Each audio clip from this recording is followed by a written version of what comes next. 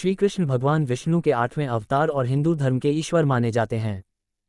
कन्हैया, श्याम, गोपाल, केशव, द्वारकीश या द्वारकाधीश, वासुदेव आदि नामों से भी उनको जाना जाता है। उनका जन्म द्वापर युग में हुआ था। उनको इस युग के सर्वश्रेष्ठ पुरुष, युग पुरुष या युगावतार का स्थान दिया गया है।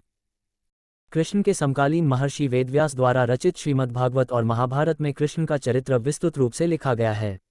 मथुरा में जन्म, गोकुल में लालन पालन। भगवद गीता कृष्ण और अर्जुन का संवाद है जो ग्रंथ आज भी पूरे विश्व में लोकप्रिय है। इस कृति के लिए कृष्ण को जगत गुरु का सम्मान भी दिया जाता है। कृष्ण वसुदेव और देवकी की 8वीं संतान थे। मथुरा के कारावास में उनका जन्म हुआ था और गोकुल में उनका लालन पालन हुआ था। यशोदा और नंद उनके पालक माता पिता थे। उनका बचपन गोकुल में व्यतीत हुआ। बाल्य अवस्था में ही उन्होंने बड़े बड़े कार्य किए जो किसी सामान्य मनुष्य के लिए संभव नहीं थे। मथुरा में मामा कंस का वध किया, सौराष्ट्र में द्वारका नगरी की स्थापना की और वहां अपना राज्य बसाया। पांडवों की मदद की और विभिन्न आपत्तियों में उनकी रक्षा की। महाभारत के युद्ध में उन्होंने अर्जुन के सारथी की भूमिका निभाई और भगवद गीता का ज्ञान दिया जो उनके जीवन की सर्वश्रेष्ठ रचना मानी जाती है। 124 वर्षों के जीवन काल के बाद उन्होंने अपनी लीला समाप्त की। भगवद गीता के उपदेश से जीवन में बदलाव। श्री कृष्ण द्वारा दिया गया उपदेश किसी भी इंसान के जीवन को बदल सकता है। श्रीमद्भागवत गीता न केवल धर्म का उपदेश देती है बल्कि जीवन जीने की कला भी सिखाती है।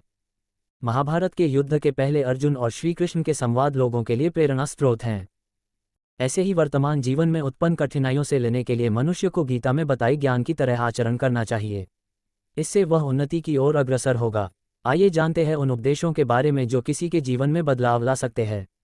शंका करने से होती है परेशानी। कुछ लोग होते हैं जिन्हें हमेशा लगता है कि लोग उनके विषय में ही बातें कर रहे हैं। वह ये सोचकर हमेशा परेशान भी रहते हैं कि लोग उन्हें पसंद नहीं करते। मगर वास्तविकता कुछ और ही होती है। ऐसे लोग संदेह करने के आदी होते हैं। पति पत्नी में भी कई बार ऐसी स्थिति आती है जब उन्हें एक दूसरे पर संदेह होता है। गीता में बताया गया है कि जो व्यक्ति किसी पर संदेह करता है वह कभी भी सुखी नहीं रहता। उसके मन हमेशा शंका बनी रहती है जो उसे परेशान करती रहती है।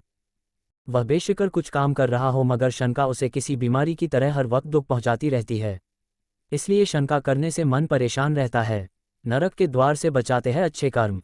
आम जीवन में हम हमेशा ही मोक्ष और नरक की बात करते हैं, मगर क्या आपने कभी स्वर्ग या नरक देखा है? ये हमारी मनस्थिति ही है जो हमें स्वर्ग और नरक का अनुभव कराती हैं।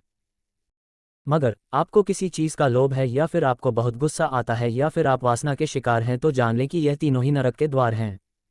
जहां लालच आपको अपनों से दूर करता है वहीं क्रोध आपको रोगी बनाता है और आपके बनते कामों को बिगाड़ता है। इतना ही नहीं, वासना आपको मनुष्य ही नहीं रहने देती जिससे आपका नरक में जाना निश्चित हो जाता है। कभी शोक नहीं करना चाहिए। हमेशा लोग किसी को खोने पे शोक करने लगते हैं। अमूमन वह तब शोक करते हैं जब वह किसी ऐसी चीज़ को खो देते हैं जिसका नष्ट होना तय होता है। ऐसी चीज़ों पर शोक मनाने का क्या फ़ायदा जिनका नष्ट होना तय है। गीता के उपदेशों में यह बात बताई गई है कि कोई मनुष्य अमर नहीं है, सभी की मृत्यु तय है।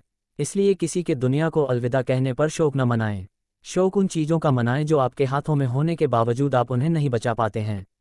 हमेशा करें अच्छे कर्म। आज के समय में आधुनिकता लोगों पर हावी है, इसके बावजूद लोग इससे वह फ़ायदा नहीं उठा पा रहे जो वह उठा सकते हैं, क्योंकि बुद्धिमान लोग आज भी बहुत कम हैं। अगर आप समझदार हैं तो बहुत ज़रूरी है कि आपको अपने साथ वालों को भी समझ देनी चाहिए।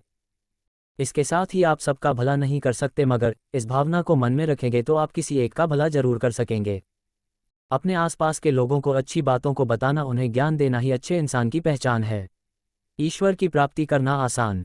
गीता का 5वां सबसे महत्वपूर्ण उपदेश यह है कि जो व्यक्ति